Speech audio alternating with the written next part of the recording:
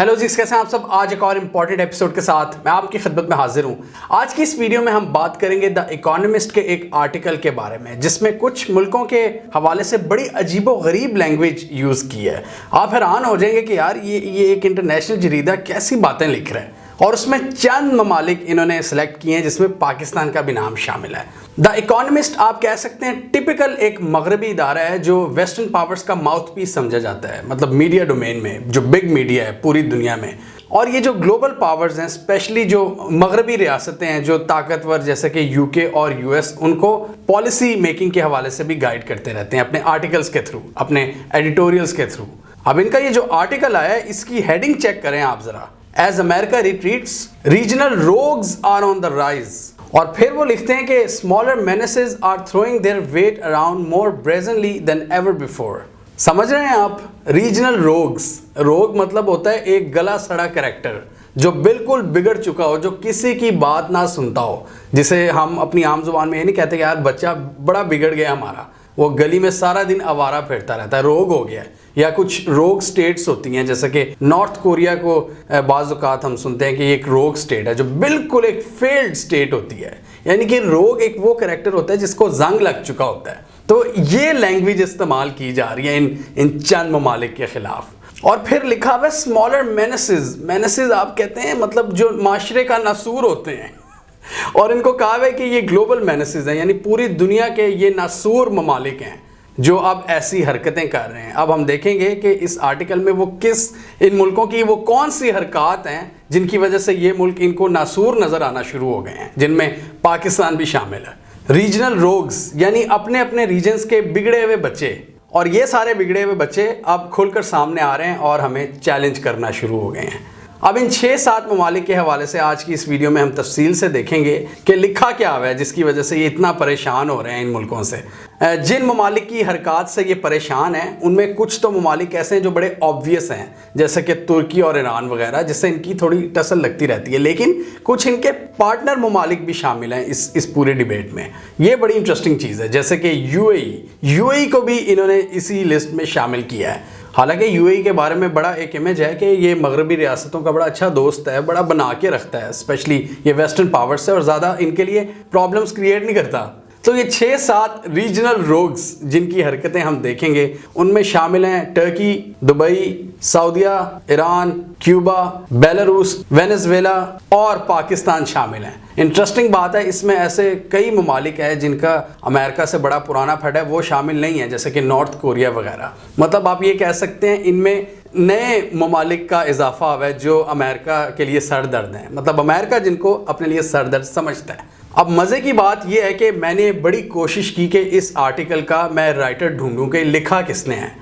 एक तो होता है ना, कोई भी इदारा होता है वो एडिटोरियल जब उसका छपता है तो उसका ये मतलब होता है कि एडिटर्स जो इसके मेन एडिटर्स हैं उनकी तरफ से शाया किया गया है। तो एडिटोरियल भी मेंशन नहीं किया गया था, इसमें लिखा हुआ था ब्रीफिंग। जैसे ये मगरबी पावर्स को ब्रीफिंग दी जा रही है कि देखें जी ये है आपका इन रीजनल रोग्स को हैंडल करने का तरीका, ये है उनकी हरकत, प्रॉपर एक ब्रीफिंग दी गई है। तो सबसे पहला जो मुल्क इन्होंने डिस्कस किया है बड़ा डिटेल में वो है इथियोपिया। इथियोपिया के प्राइम मिनिस्टर के बारे में उन्होंने कहा है कि अब वो हमें डिच कराना शुरू हो गए हैं, यानी कि यूनाइटेड स्टेट्स को बड़े बुरे तरीके से, हमारी कोई बात नहीं वो मान रहे, बड़ा इनसे नाराज़गी का इजहार किया गया है। इन्होंने एक वाकया मेंशन किया है कि पिछले दिनों यूएस एड की कोई एम्बेसडर इनसे मिलना चाह रही थी और इन्होंने उनसे मीटिंग नहीं की। और साथ ही इथियोपिया पर खुलकर गुस्सा निकाला गया कि जो रीजनल मामलात हैं उनमें इथियोपिया अमेरिका की नहीं सुन रहा, कोई मशवरा नहीं सुन रहा, अपनी मर्जी से आगे बढ़ रहा है। और जितने भी इनके ऑपोजिशन हैं और जो इनकी एक लड़ाई चल रही है, एक सिविल वॉर जैसी कैफियत है, उसमें वो अपनी मनमानी कर रहा है। और जो नॉर्दर्न इथियोपिया में इनके कुछ मसले मसाइल हैं तिगरे के एरिया में, वो वहाँ पे बागियों को बड़ी बेदर्दी से कुचल रहे हैं। और इस चीज़ का भी दुख मेंशन किया कि जो अमेरिका के राइवल कंट्रीज़ हैं उनसे ये इमदाद लेके उन बागियों को मार रहे हैं। अब इन मुल्कों में कुछ अमेरिका के पार्टनर ममालिक भी शामिल हैं। ये लोग हैं जो इथियोपिया को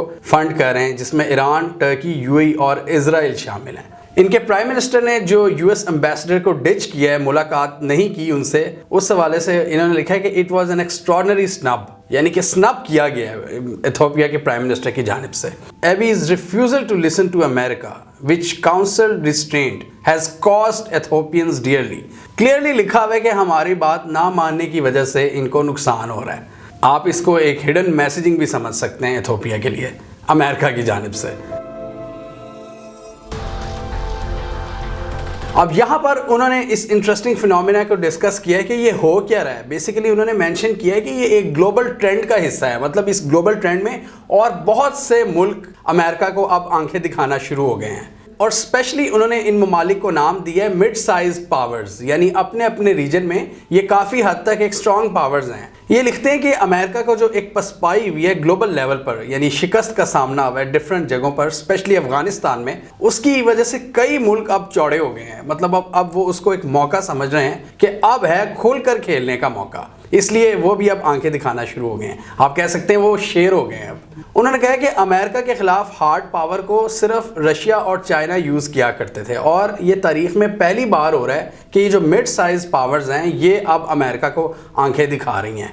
ये तारीख में ऐसा पहले कभी नहीं हुआ है, मतलब रीसेंट हिस्ट्री की अगर हम बात करें। और इसी वजह से उन्होंने कहा कि ये जो फिनोमिना है ये कोल्ड वॉर से भी एक कॉम्प्लिकेटेड फिनोमिना है, एक न्यू वर्ल्ड ऑर्डर क्रिएट हो रहा है और एक मल्टीपोलर वर्ल्ड को जन्म दे रहा है। मतलब इस नए उभरते हुए वर्ल्ड ऑर्डर में सिर्फ अमेरिका ही एक सुपर पावर नहीं है, पावर के कई सेंटर्स अब बन रहे हैं, और ये हमने इस वीडियो में भी डिस्कस किया हुआ है।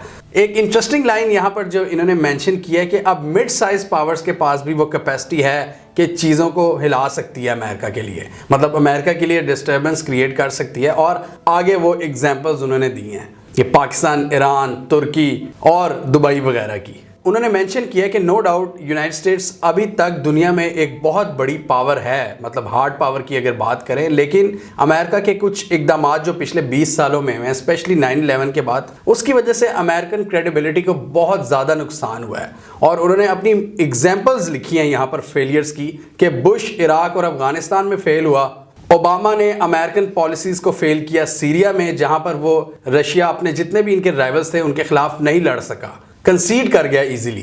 डोनाल्ड ट्रंप ने अपने अमेरिकन एलाइज को छोड़ दिया और जो बाइडेन डिच्ड अफगानिस्तान।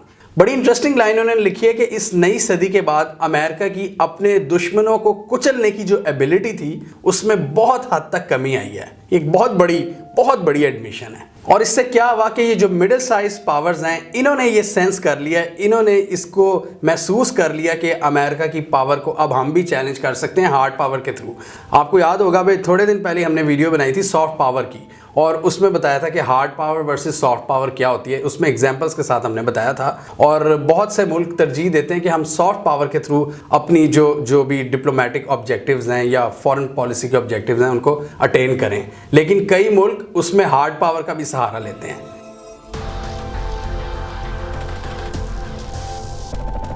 तो ये इन्होंने लिखा है कि हिस्ट्री में पहली बार हो रहा है कि जो दरमियाने लेवल के कंट्रीज हैं वो अमेरिका को हार्ड पावर के थ्रू डिफरेंट रीजन्स में शिकस्त दे रहे हैं। और साथ ही इन्होंने इन ममालिक की इस हरकत को थोड़ा सा जस्टिफाई भी किया है कि कुछ ममालिक ये जियो पोलिटिकल रीजन्स की वजह से करते हैं, कुछ सिक्योरिटी रीजन्स होती हैं जो इनकी मजबूरी बन जाते हैं। अब यहाँ पर इन्होंने डिस्कस किया है पाकिस्तान को, और पाकिस्तान की एग्जाम्पल दी है कि जी अफगानिस्तान में इन्होंने अपनी मर्जी के लोगों को लाने में मदद की है, मतलब पाकिस्तान ने तालिबान को लाने में बहुत बड़ा किरदार अदा किया है। और यहाँ पर उन्होंने मेंशन किया कि एक मिड साइज मेडलर ने एक दूसरे मेडलर को इंस्टॉल किया है, यानी मिड साइज मेडलर मतलब हम, और हमने तालिबान को इंस्टॉल किया है। और उन्होंने जनरल फैज़ के मशहूर काबुल के विज़िट को भी मेंशन किया है कि तालिबान के आने के 3 हफ्ते के बाद वो बड़े विक्टोरियस अंदाज में काबुल में खड़े हुए थे, चाय पी रहे थे बड़े रिलैक्स अंदाज में, और रिपोर्टर से बात करते हुए उन्होंने कहा कि don't worry, everything will be okay. तो उन्होंने रीज़न ये लिखी है कि पाकिस्तान ने इंटरफेरेंस अफगानिस्तान में क्यों किया है, क्योंकि पाकिस्तान ने वहाँ पर इंडिया के रोल को ख़त्म करना था। और इस आर्टिकल में उन्होंने ये दावा किया कि पाकिस्तान ने इस थ्रेट को ज़्यादा एग्जैजरेट किया है, मतलब इंडिया का थ्रेट इतना था नहीं जितना बढ़ा चढ़ाकर हमने इसको बताया है। जो भी है, बहरहाल उन्होंने ये तस्लीम किया है कि पाकिस्तान ने यहाँ पर विक्ट्री हासिल की है, भारत को निकाल दिया है, और उसकी वजह से हमें भी नुकसान हुआ है, और इसलिए हमें मिड साइज मेडलर का नाम दिया, मतलब मुदाखलत करने वाला, तंग करने वाला। इसके अलावा उन्होंने तुर्की को मेंशन करते हुए कहा कि तुर्की की भी जो रीजंस हैं वो पाकिस्तान से काफ़ी मिलती जुलती हैं। तुर्की भी जो इस वक्त अपने मसल्स फ्लेक्स कर रहा है उसकी रीजंस सिक्योरिटी रीजंस हैं, जियोपॉलिटिकल रीजंस हैं, और तो इसी वजह से तुर्की बड़े कॉन्फिडेंस के साथ इस वक्त डिफरेंट पंगों में इन्वॉल्व है। ये आर्टिकल में लिख रहे हैं वो।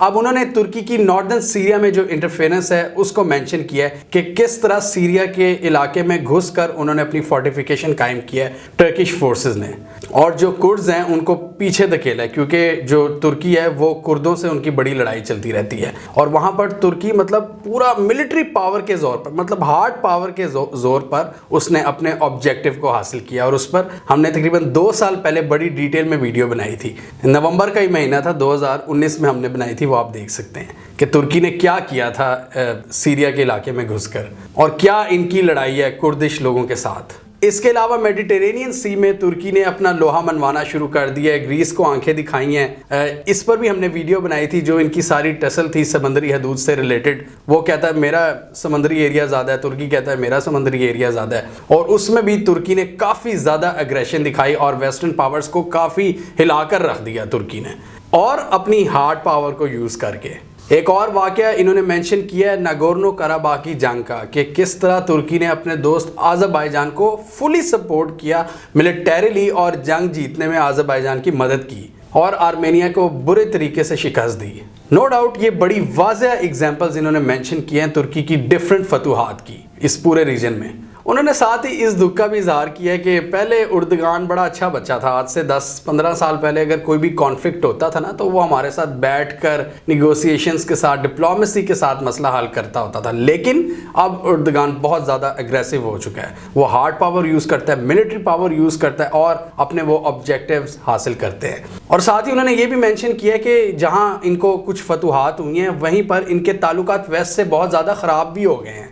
उर्दगान उसका बिल्कुल नहीं सोच रहे, क्योंकि उर्दगान को शायद ज़्यादा फ़ायदा डोमेस्टिकली हो रहा है, मतलब इंटरनल पॉलिटिक्स में हो रहा है कि नेशनलिज्म और चेस्ट थंपिंग करके वो वोटर्स को खुश कर रहे हैं। ये इस आर्टिकल में वो कह रहे हैं कि उर्दगान इसीलिए ये टैक्टिक्स यूज़ करते हैं, इसलिए ज़्यादा एग्रेशन दिखाते हैं इन ममालिक की जानिब। और रीसेंट पास्ट में जो उर्दगान का जो बिहेवियर है क्यों चेंज हुआ है, उसकी रीजंस इंटरनल पॉलिटिक्स हैं। जैसा कि हम सबको पता है कि टर्किश इकॉनमी भी आजकल बहुत ज़्यादा क्राइसिस का शिकार है, तो इनके मुताबिक स्ट्रगलिंग इकॉनमी से तवज्जो हटाने के लिए आवाम को नेशनलिज्म की तरफ लगा दिया है। उन्होंने ये भी लिखा है कि उर्दगान एक साइड पे नेटो को भी नहीं छोड़ना चाहते, जो इनका वेस्टर्न पावर्स के साथ एक मिलिट्री अलायंस है, लेकिन अपने इन हरकतों की वजह से ये वेस्ट से अपने ताल्लुकात बिगाड़ते चले जा रहे हैं दिन ब दिन। कुछ दोस्तियां और कुछ अलायंसेस इसलिए बनाए जाते हैं कि एक दूसरे को पावर में रहने के लिए सपोर्ट कर सके एक दूसरे को। अब इस हवाले से बड़ी इंटरेस्टिंग एग्जांपल्स दी हैं उन्होंने।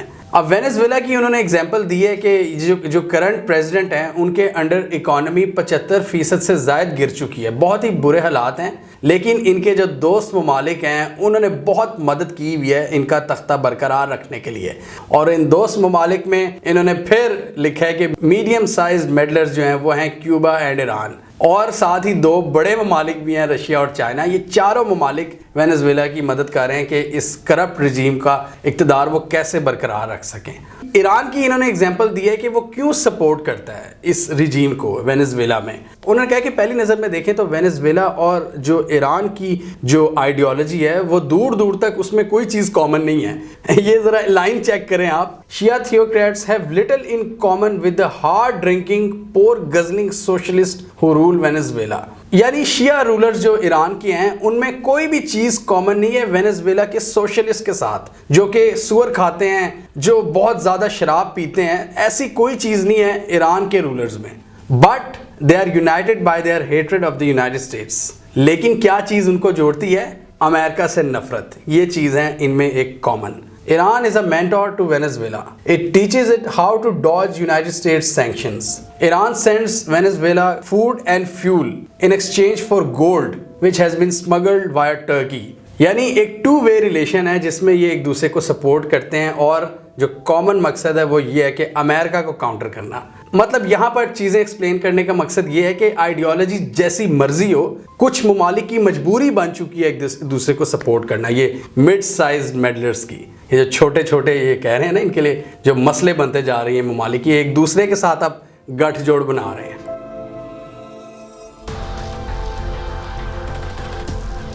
अब हम बात करेंगे उस मुल्क की जिसको इस आर्टिकल में मेंशन किया गया और कोई सोच भी नहीं सकता था कि यार इस मुल्क ने इन ममालिक की लिस्ट में कैसे जगह बना ली, यूएई। और इसके हवाले से इन्होंने हेडिंग लिखी है जी, फ्रॉम मिनो टू मिसचिफ मेकर, यानी एक छोटा बच्चा जो बड़े प्लेयर्स में अब पंगा ले रहा है।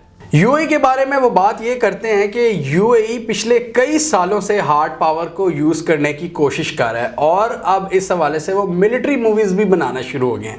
बड़ी इंटरेस्टिंग एग्जांपल उन्होंने लिखी है कि ऐसा मुल्क जिसकी टोटल आर्मी दिल्ली पुलिस से भी कम है, लेकिन उनको भी अपनी मार्शल स्पिरिट्स, मार्शल जो एक्सपर्टीज है उनको दिखाने का जुनून पैदा हो रहा है और वो भी अपनी मिलिट्री मूवीज बना रहे हैं अपनी तारीफ में कि देखो हम कितने जबरदस्त फाइटर्स हैं। यूएई अब ये दिखा रहा है कि यमन में हमने किस तरह हुसी बागियों को कुचला था। इसके अलावा उन्होंने मेंशन किया है कि यूएस के साथ मिलकर यूएई काफ़ी मिलिट्री कैंपेन्स में हिस्सा ले चुके हैं, जैसे कि कुवैत, इराक, अफगानिस्तान। और वक्त के साथ साथ यूएई अपनी जो मिलिट्री पावर है, जो मिलिट्री टेक्नोलॉजी है, उसमें भी इजाफा करता जा रहा है। इसमें इन्होंने मेंशन किया कि यूएई की हार्ड पावर की तरफ आने की जो रीजंस हैं वो आइडियोलॉजिकल भी हैं और इकोनॉमिक भी हैं। मतलब आइडियोलॉजिकल की बात करें तो इसमें इन्होंने मेंशन किया है कि यूएई पॉलिटिकल इस्लाम से बड़ा डरता है, ये मुस्लिम ब्रदरहुड से, इसलिए वो इसको अपने मुल्क के अंदर मतलब दूर दूर तक देखना भी नहीं चाहते। इसी वजह से वो अपनी एक मिलिट्री डोमिनेंस को कायम कर रहे हैं और ईरान की जो प्रॉक्सीज हैं उनके खिलाफ भी अब ये एक्टिव हो रहे हैं। और इनकी जो मिलिट्री और स्ट्रेटेजिक पावर है, इसको इकोनॉमिक पॉइंट ऑफ व्यू से भी ये देखते हैं कि उस तरीके से इसको फैलाया जाए। जैसे कि ये अफ्रीका में कई जगहों पर पोर्ट्स की कंस्ट्रक्शन कर रहे हैं और वहाँ पर फिर ये अपने जो सिक्योरिटी के लोग हैं वो भी साथ लेकर जाते हैं। और इस तरह ये हॉर्न ऑफ अफ्रीका का जो पूरा रीजन है, ये आप देख सकते हैं कि ये एथियोपिया, सोमालिया, ये हॉर्न ऑफ अफ्रीका, ये पूरा रीजन बनता है। यहाँ पर ये अपनी स्ट्रेटेजिक प्रेजेंस कायम कर रहे हैं, पोर्ट्स भी बनाते हैं और फिर वहां पर अपनी सिक्योरिटी जो पर्सनल है उनको भी लाकर बिठा देते हैं। एरिट्रियन कोस्ट पर एक बेस इन्होंने कायम की थी, असाब बेस।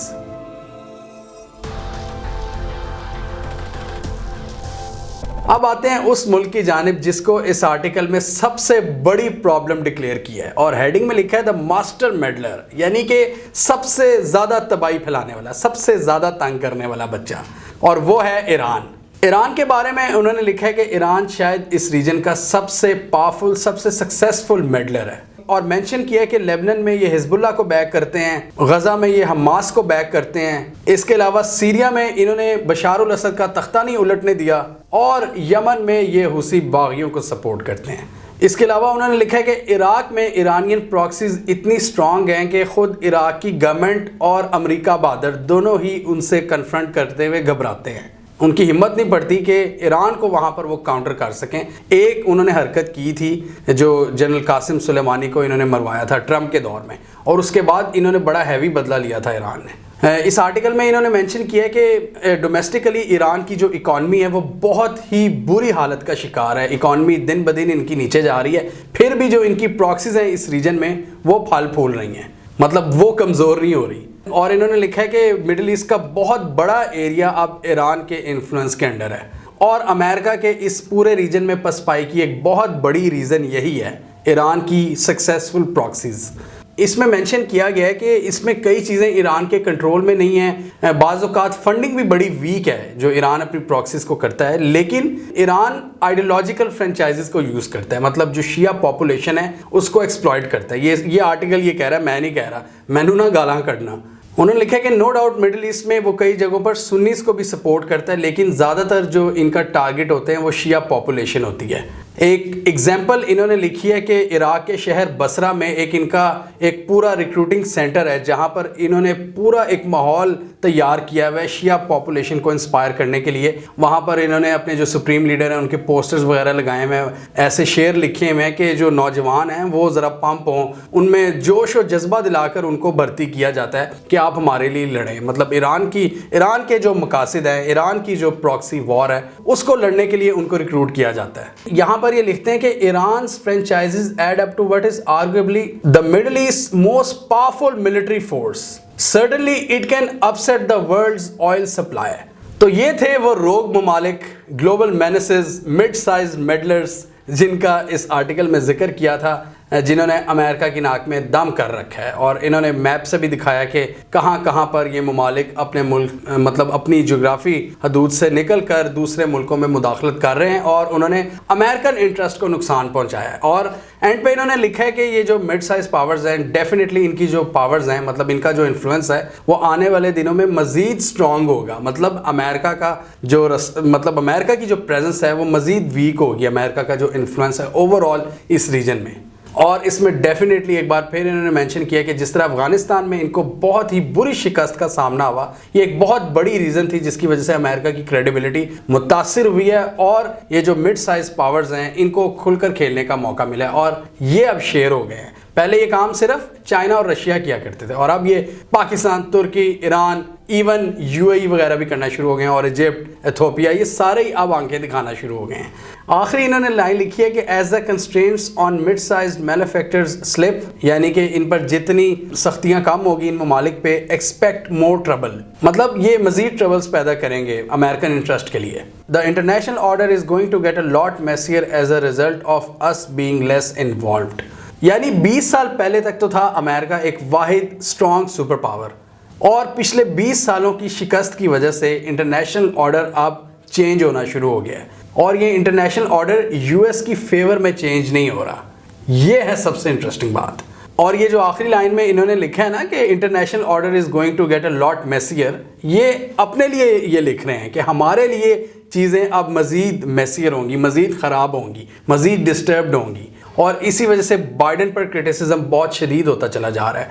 ट्रंप ने ये काम शुरू किया था और बाइडन इसको मंतकी अंजाम तक पहुंचा रहे हैं। अमेरिका का जो इन्फ्लुएंस है, अमेरिका की जो हार्ड पावर है, बिल्कुल ही अब खात्मे की तरफ जा रही है। वो पंजाबी में कहते हैं ना, अमेरिका का अब कोई टैका नहीं रहा।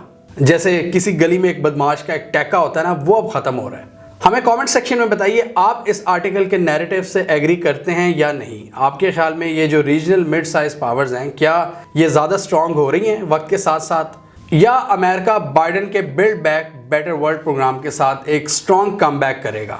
कमेंट कीजिए। इसके अलावा हमारा यूट्यूब चैनल सब्सक्राइब कर लें, साथ ही वो बेल आइकन भी दबा लें, ताकि वो स्टोरीज दुनिया भर से और पाकिस्तान से जिनकी मेन स्ट्रीम मीडिया पर प्रॉपर कवरेज नहीं होती, हमारे प्लेटफॉर्म के थ्रू आप तक टाइम पर पहुंच जाएं।